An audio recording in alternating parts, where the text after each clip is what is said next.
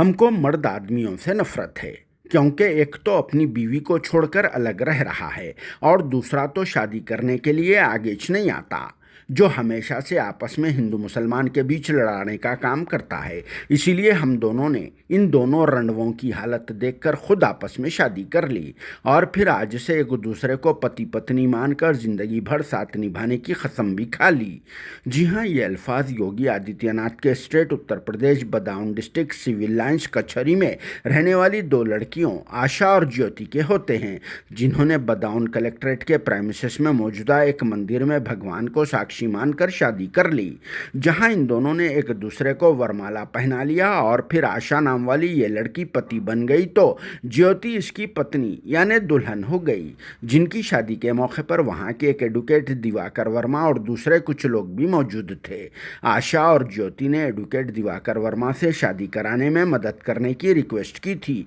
जिसके बाद एडवोकेट दिवाकर वर्मा ने यहां ठहरकर शादी की इस रस्म को अंजाम देने में अहम रोल अदा किया और फिर ज्योति को सिर्फ सदा सुहागन रहने का आशीर्वाद दिया,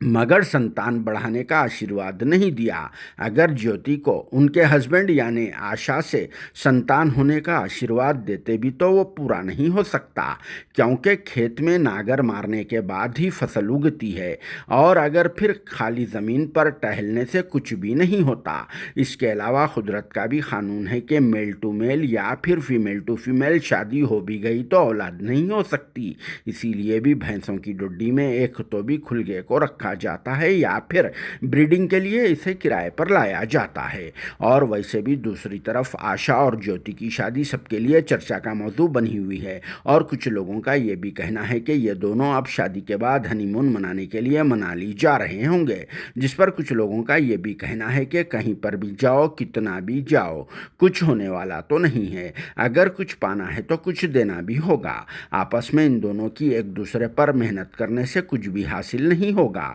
फिर भी इस अनोखे वाक़े पर आप सबका क्या कहना है, कमेंट बॉक्स में ज़रूर जवाब देना और आगे के महीनों में कुछ उम्मीद हो सकती है क्या, वो भी लिख देना। Bureau report, RS news, Hyderabad.